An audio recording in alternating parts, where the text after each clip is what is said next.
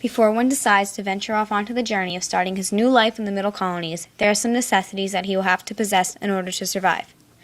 The land in the Middle Colonies is extremely fertile. First off, he will need some land to start his new life. It's fairly easy to obtain a decent-sized property in the Middle Colonies, so knowing how to farm is a must. He'll need a source of food, and farming is the easiest way to get there. In order to farm, he'll need something to plow the land with, to break up the soil and be able to plant the crops. Let's not forget livestock. Having livestock will be very beneficial. It'll be a big help to have something pull a plow, and livestock can be a very good source of food. Pigs can provide pork, cows can provide milk and beef, chickens can provide meat and eggs, and sheep can provide wool. Wool can be very good for trade and will come in handy during the cold winters. Another skill that'll come in handy in survival is the ability to hunt and the ability to access hunting tools such as a spear. In the winter, he'll need a new food source since there are no crops, and in the warmer seasons, eating vegetables and grain can get pretty boring. Plus, the animal pelts can be a good source of warmth. The final thing he'll need for survival is a nice sturdy town to live in. He'll need a place of shelter from rain, snow, and heat, as well as somewhere to live and raise a growing family. Pictured here is a detailed map of what an ideal settlement in the Middle Colonies would look like. Many settlers are concerned about the Native Americans. The natives in the Middle Colonies do not really stir up problems as in the other parts of the colonies. They'll treat new settlers with the same amount of respect they receive. There won't be any problems with natives if there is respect. Other concerns he or she probably has revolve around the social aspect of moving to a new place. The Middle Colonies is very racially tolerant. 2/3 of the settlers here are English, 1/4 are Dutch, and another 4,000 are divided by Irish, Swedish, French, German, and Scottish descents.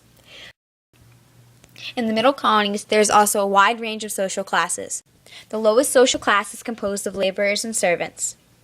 Above that are the traders and merchants, with the highest class consisting of landowners. The easiest way to climb the social ladder in the Middle Colonies would be a white man who can support a family. To be able to grow successful crops, hunt, trade, and provide a warm and stable house and living environment for a family. The Middle Colonies also has a high religious tolerance. There is religious freedom. However, Catholics and Jewish people cannot vote. In New York, there are a lot of Lutherans, Anglicans, and a church called the Dutch Reformed Church. In each town, the citizens vote to see which church the town's tax money will be supporting. New Jersey also has a wide variety of religious groups, but not many churches can be afforded, so religious meetings are held in barns and houses. In Pennsylvania, the religion consists mostly of Quakers, followed by German Reformed, Lutherans, Anglicans, and finally, Presbyterians. The most important part of any society is the economy. In the Middle Colonies, the biggest part of the economy is the trade. 3 of the most dominant trades are grain, native furs, and iron.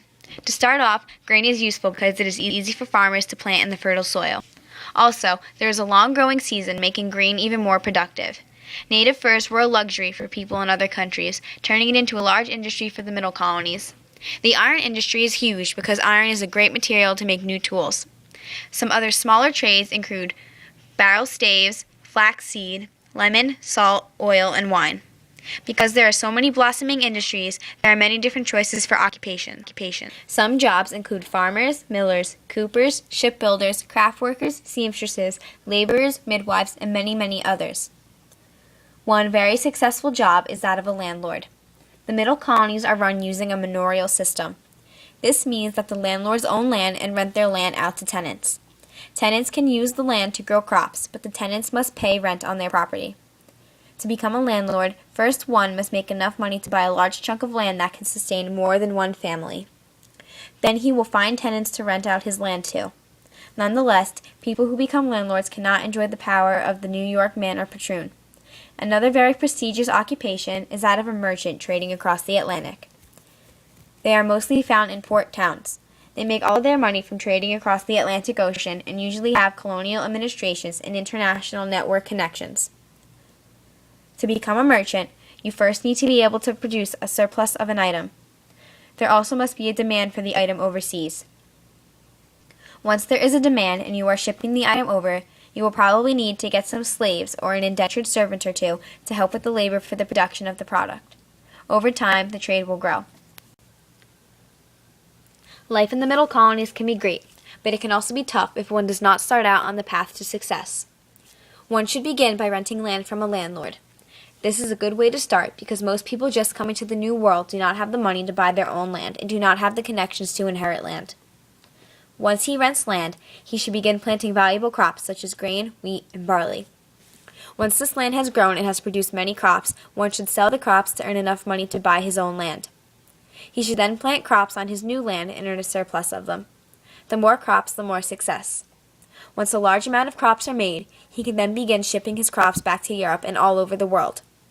This plan will help make a successful farmer in the New World.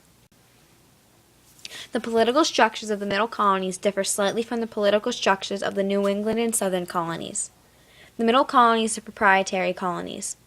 This means that some wealthy upper-class people own land and run the colonies. Though the people as a whole did have control over government, the Middle Colonies used what was called a mixed system.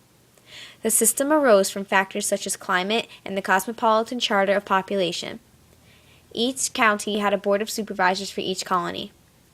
The board consisted of one representative from each town. This representative was chosen by the freemen. Some examples of different politicians include William Penn, John Berkeley, and Peter Minuit.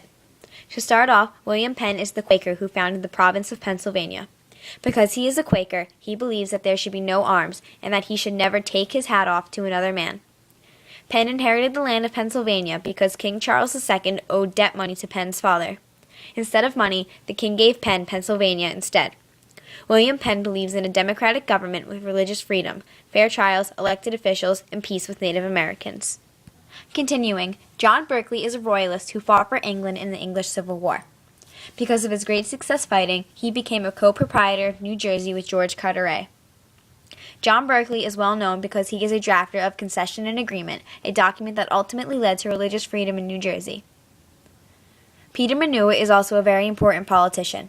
Minuit bought Manhattan for $24 and is the third general of New Netherlands. He plays an important role in shaping the government of New York. Because of different social standings and situations, people have different opinions on who will be the best candidates for office. For example, a lower-class man might ask a candidate his opinion on how landowners should treat their tenants. On the other hand, a woman might ask the candidate what he thought about women's rights and whether or not women should be allowed to vote. Landowners may ask candidates if the upper class has more rights and power over the government. Someone such as a merchant may ask a candidate his position on taxes for exports. Different classes want different changes in society, making it hard to find the right candidate. To conclude, the Middle Colonies is a thriving place for settlers to start their new lives. There are great physical features for farming, building, and trade, a thriving society that is growing bigger and bigger, a strong economy that continues to grow more and more, and a democratic government that ensures all freemen get a say in major decisions. Moving to the Middle Colonies would be a wonderful investment for any hardworking family. If people want a better life, they should move to the Middle Colonies.